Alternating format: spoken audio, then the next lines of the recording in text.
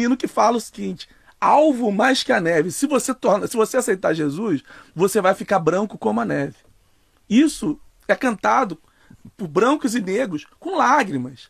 Porque tem uma melodia lindíssima. Porque o discurso, às vezes, nefasto, um discurso de dominação, ele está embalado, ele tem uma entrega muito boa. De uma melodia linda, de uma memória familiar, de uma memória comunitária. Todo mundo cantando, de olhinhos fechados, de mãos levantadas, ou ajoelhados, ou um coro cantando. Branco como a neve, branco como a neve. Porque o sangue de Jesus me torna branco. As ideias de embranquecimento estão lá no hino. Então, há um distanciamento, há um caminho a ser percorrido, porque essa teologia, uma teologia preta, está chegando no Brasil agora. E você vai ter James Cone, você vai ter grandes nomes que vão propor, a partir da década de 60, uma teologia preta que só chega no Brasil agora, porque os seminários abominavam esses livros, esses conteúdos de uma teologia preta, de pensar o sagrado, não numa perspectiva eurocentrada. Graça e paz, amados irmãos. Eu gostaria nesse momento de dar uma resposta ao cantor e que se denomina pastor Kleber Lucas.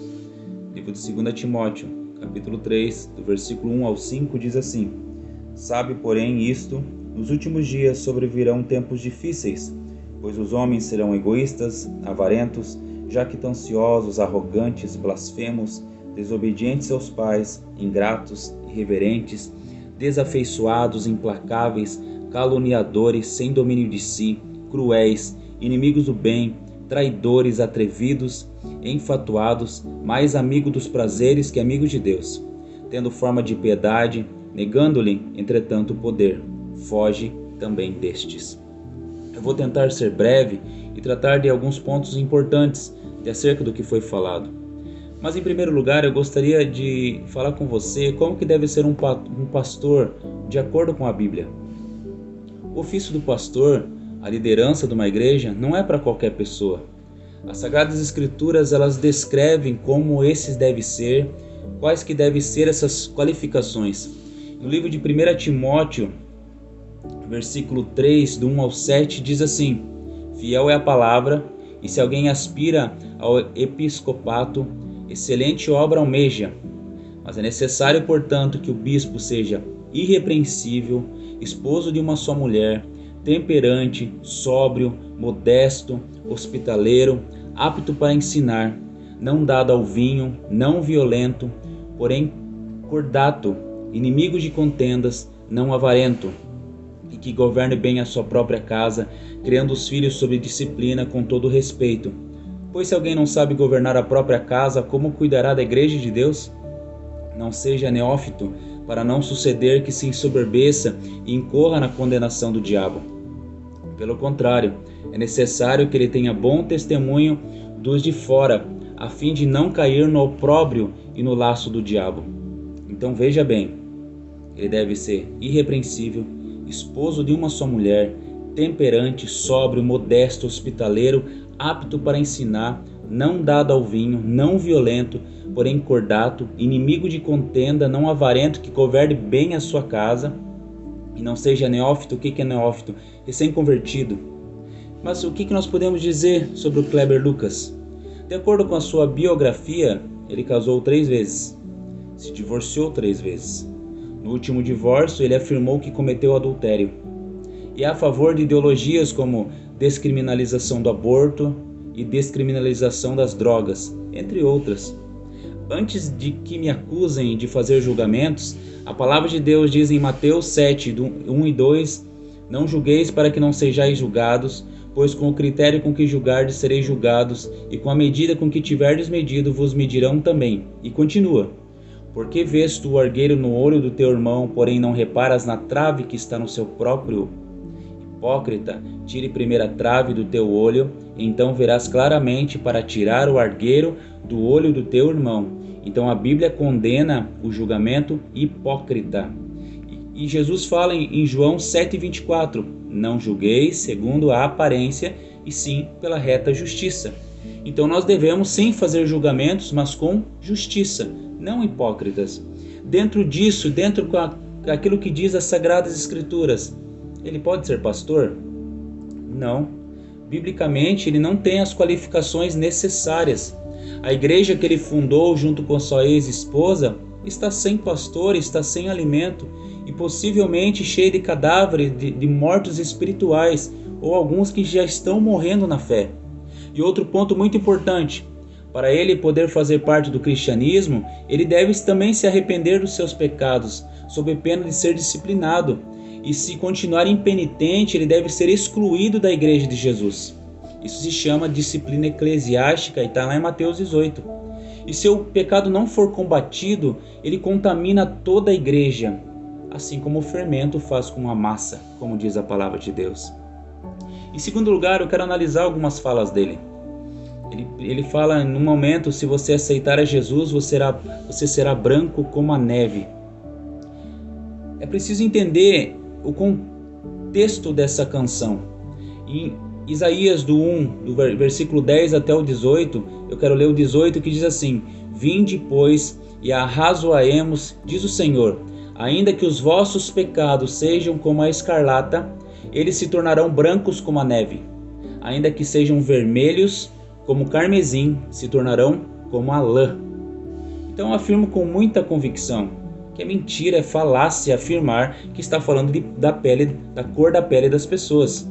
Aqui claramente ele está falando sobre sujeira, impureza, trevas e pecado. E é sobre isso que a música trata, veja bem, alvo mais que a neve. Sim, nesse sangue lavado, mais alvo que a neve serei. E veja a última estrofe, se nós a ti confessarmos e seguirmos na tua luz. Tu não somente perdoas, purificas também, ó Jesus. Sim, e de todo o pecado, que maravilha deste amor, pois que mais alvos que a neve, o teu sangue nos torna Senhor. Onde tem racismo nisso? Qualquer pessoa lavada e purificada no sangue do Cordeiro sabe o que esse louvor está tratando. Em segundo lugar, ele afirma, porque o sangue de Jesus, que as pessoas dizem que porque o sangue de Jesus nos torna brancos. É uma tremenda distorção afirmar isso, não é? Afirmar que está falando sobre cor de pele da pessoa é uma mentira. É uma mentira do filho do pai da mentira. Percebe-se claramente que o dito pastor está tentando impor uma ideologia. Está distorcendo uma verdade para tentar também se beneficiar. Assim como fez e faz Satanás. Em Colossenses 1,13 fala que Cristo nos libertou do império das trevas, nos libertou da escuridão e nos transportou para a luz, para Cristo. Ou seja, Ele nos limpou de todo o pecado, nos lavou de toda a sujeira. Está lá, Colossenses 1, 13 e 14. Ele nos libertou do império das trevas e nos transportou para o reino do Filho do seu amor, no qual temos a redenção e a remissão dos pecados. Em João 8,12 diz, Jesus disse, eu sou a luz do mundo, quem me segue não andará nas trevas, pelo contrário, terá a luz da vida. Então ele faz isso em benefício próprio também. É sabido que muitas pessoas se fazem de vítimas para justificar suas condutas.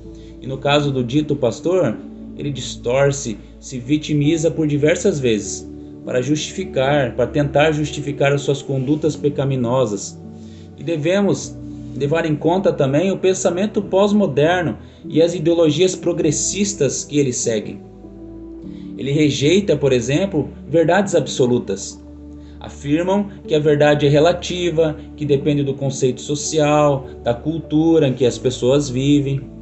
E isso inclui também verdades religiosas. Muitos não têm a Bíblia como inerrante.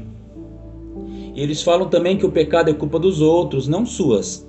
E isso é extremamente perigoso e tem levado dezenas de milhares de pessoas ao erro e à condenação. Outra coisa que ele fala também é da teologia negra. Gálatas 1, 8 e 9 diz assim, mas ainda que nós ou mesmo um anjo vindo do céu vos pregue evangelho que vá além do que vos temos pregado, seja anátema. Assim como já dissemos e agora repito, se alguém vos prega evangelho que vá além daquele que recebestes, seja anátema. Martinho Lutero ele fala, qualquer ensinamento que não se enquadre nas escrituras deve ser rejeitado, mesmo que faça chover milagres todos os dias. Afirmar que ensinos bíblicos e históricos vêm de pessoas racistas é mentira, é uma falácia. Racismo é pecado. e deve ser rejeitado e deve ser combatido. Mas ele deve ser combatido com a pregação do Evangelho, não com militância político-partidária. Ele deve ser combatido com a verdade das Sagradas Escrituras e jamais com mentira.